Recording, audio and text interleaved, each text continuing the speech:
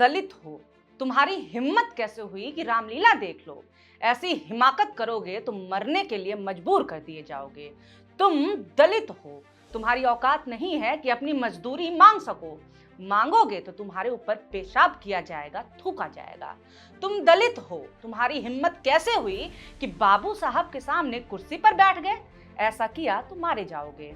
तुम दलित हो, तुम्हें लगता है कानून तुम्हारे साथ है, जेल में ही मार दिए जाओगे, कोर्ट का मुंह नहीं देख पाओगे। दलितों की हत्या और प्रताड़ना की ये सारी घटनाएं पिछले 1 साल या 1 महीने में नहीं हुई हैं, बल्कि केवल 1 हफ्ते में हुई हैं।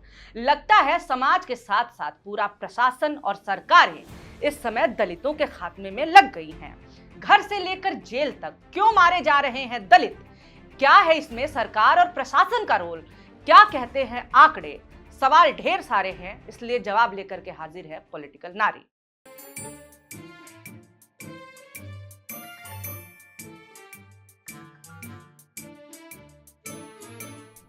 नमस्कार, मेरा नाम है निवेदिता शांडिल्य और आप देख रहे हैं पॉलिटिक्स। अक्टूबर अभी आधा भी नहीं बीता और हर रोज दलितों के ऊपर बर्बरता की खबरें आती रही। हमेशा की तरह उत्तर प्रदेश से सबसे ज्यादा दलितों पर अत्याचार की खबरें सामने आई।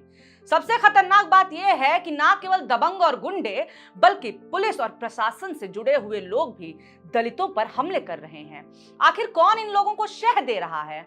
चलिए कुछ खबरों पर हम नजर डाल लेते हैं। 2 अक्टूबर उत्तर प्रदेश के आगरा जिले में स्कूल जा रहे दलित बच्चों को गाड़ी से खींच करके गुंडों ने उनकी बेरहमी से पिटाई कर दी। आरोप है कि उन्होंने बच्चों को जाति सूचक शब्द कहे, यानी जाति के नाम पे गाली दी। पिटाई करने के बाद आरोपी भाग निकले।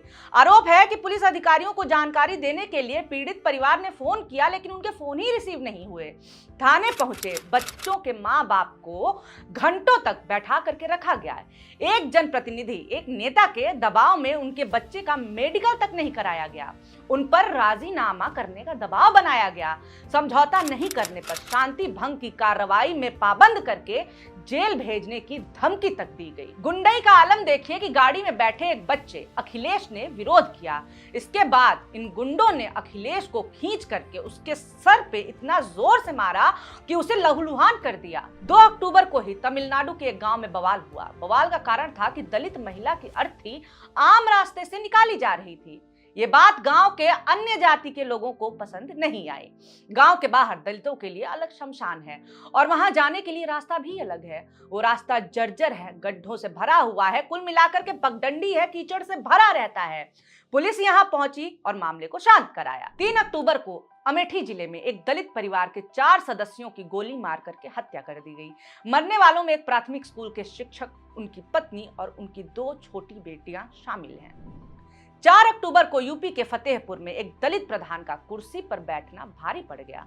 खबर के अनुसार घर के सामने से निकला युवक दलित प्रधान को कुर्सी पर बैठा देख करके आग बबूला हो गया और लात और घूंसों से उसकी जम करके पिटाई कर दी। 9 अक्टूबर को उत्तर प्रदेश के कासगंज में एक दलित को केवल इसलिए अपमानित किया गया क्योंकि वो रामलीला देखने के लिए गया हुआ था।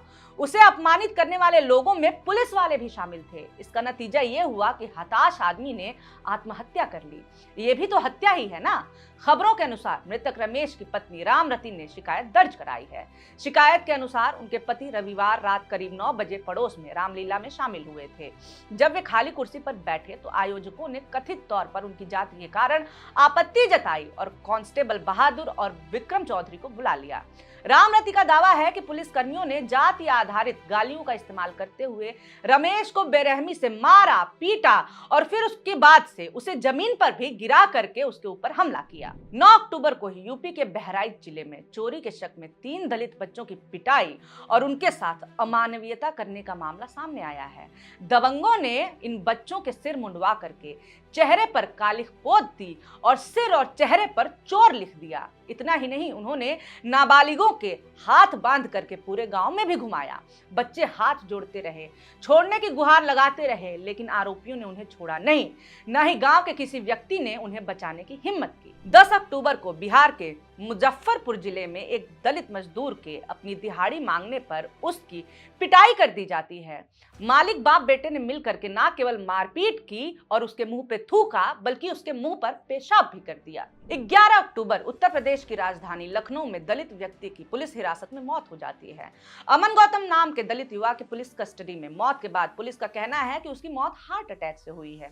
परिवार ने यह मानने से साफ इनकार कर दिया है। अमन गौतम की पत्नी ने इस मामले में शिकायत भी दर्ज कराई है। अपनी शिकायत में अमन गौतम की पत्नी रोशनी ने आरोप लगाया है कि 11 अक्टूबर की रात को उनके पति विकास नगर स्थित अंबेडकर पार्क में बैठे थे। तभी पुलिस की एक टीम वहां पे पहुंची और गौतम के साथ मारपीट और गाली गलौज शुरू कर दी। मार खाने की वजह से गौतम बेहोश हो गया और पुलिस उसे अस्पताल ले गई, जहां उसकी मौत हो गई। मृतक की पत्नी रोशनी ने हेड कांस्टेबल शैलेंद्र सिंह के ऊपर आरोप लगाते हुए उसे घटना का मुख्य कसूरवार ठहराया है। घटना से नाराज परिवार और अन्य लोगों ने विरोध प्रदर्शन भी किया। पुलिस ने दावा किया है कि जब जुआ खेलने की खबर मिली तब पुलिस ने छापेमारी की थी। एडीसीपी जितेंद्र कुमार दुबे ने पीटीआई को बताया कि अमन गौतम समेत 2 लोगों को पकड़ करके हिरासत में लिया गया। थाने में ले जाते समय गौतम की हालत बिगड़ गई। उसे अस्पताल ले जाया गया, जहां डॉक्टरों ने उसे मृत घोषित कर दिया। मुझे एक बात समझ नहीं आती है, ये यूपी पुलिस वाले अपने साथ यमराज को लेकर के जाते हैं क्या गिरफ्तारी करने के लिए? अच्छा खासा इंसान अचानक से पुलिस कस्टडी में जाते ही मर जाता है। ठीक ऐसी ही घटना इसी साल जून में भी हुई थी। स्वस्थ इंसान को पुलिस कस्टडी में लेती है और वो अचानक मर जाता है। वजह बीमारी नहीं थी, बल्कि उसका दलित होना था। जून में 28 साल के दलित युवा आकाश सिंह जाटव की हत्या का आरोप लगा था फिरोजाबाद पुलिस पर। 19 जून को पुलिस आकाश को बाइक चोरी के आरोप में गिरफ्तार करती है। 3 दिन तक न्यायिक हिरासत में रहने के बाद 21 जून को आकाश की जेल में ही मौत हो जाती है। आकाश एक कारखाने में काम करता था और 2 बच्चों का पिता था। घर वालों का कहना है कि पुलिस की मारपीट के कारण ही आकाश की मौत हुई है। वहीं पुलिस कह रही है तबीयत बिगड़ने के कारण। पुलिस का कहना है कि आकाश और उसका दोस्त शिवम दोनों ही चोर थे और आकाश शराबी भी था। पहली बात कि आरोप सिद्ध नहीं हुआ था। चोर कैसे बोल रहे हो? चोरी का आरोप था, और अगर हो भी जाए तो क्या चोर और शराबी होने के नाते पुलिस को यह अधिकार मिल जाता है क्या कि वो किसी की इतनी पिटाई कर दे कि वो मर जाए? पुलिस के इस तर्क पर सवाल उस समय भी उठे थे कि किसी स्वस्थ इंसान की तबीयत जेल में जाते ही कैसे बिगड़ गई। घर वाले भी पुलिस के इस दावे को झूठा बता रहे हैं। ये कस्टडी में मौत और खास तौर से दलित कैदी की मौत ये महज 1 या 2 बार हुई घटना नहीं है। भारत के जेलों के अंदर भी जाति व्यवस्था का जोर खूब चलता है, और जैसी प्रताड़ना बाहर है वैसी ही अंदर भी है। भारतीय जेलों में बंद कैदियों में ज्यादातर दलित, पिछड़े और मुसलमान हैं। 2023 की ये रिपोर्ट देखिए। इसके अनुसार भारतीय जेलों में बंद कैदियों में 24% दलित हैं, 46% कैदी ओबीसी हैं। अब ये भी जान लीजिए कि सबसे ज्यादा दलित उत्तर प्रदेश की जेलों में कैद हैं। उत्तर प्रदेश की जेलों में सबसे ज्यादा कैदियों की मौत भी होती है, और इन कैदियों में सबसे ज्यादा निशाने पर रहते हैं दलित, पिछड़े और मुसलमान। सरकारी आंकड़ों से पता चलता है कि विकास और नौकरियों में पिछड़ा हुआ उत्तर प्रदेश पुलिस कस्टडी में मौतों पर टॉप पर है। 2 साल के अंदर ही उत्तर प्रदेश में 952 मौतें कस्टडी में हुई हैं।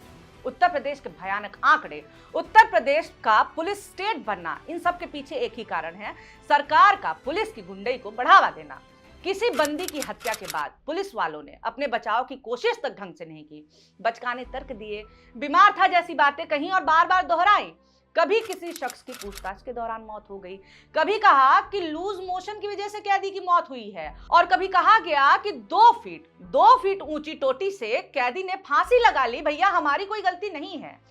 योगी आदित्यनाथ के मुख्यमंत्री बनने के बाद ये आंकड़े लगातार बढ़ते ही चले गए। अब ये भी जान लीजिए कि कैद में मरने वालों में सबसे ज्यादा संख्या किसकी है। ब्रिस्टल यूनिवर्सिटी की रिपोर्ट के अनुसार राष्ट्रीय मानवाधिकार आयोग की 1996-97 से 2017-18 तक की वार्षिक रिपोर्टों के आंकड़ों के विश्लेषण के आधार पर टॉर्चर के खिलाफ राष्ट्रीय अभियान का अनुमान है कि हिरासत में मरने वाले 71.58% यानी लगभग 72% लोग समाज के गरीब या हाशिए पर रहने वाले वर्गों से थे। रिपोर्ट यह भी बताती है कि दलित, पिछड़े, आदिवासी और मुसलमानों को न्याय मिलने में ज्यादा देरी होती है। भारतीय जेलों में तो काम भी जाति के आधार पर बांटा जाता है। शुक्र है सुप्रीम कोर्ट का कि जातिगत भेदभाव के तहत जेलों में काम के बंटवारे पर रोक लगाने का फैसला सुनाया।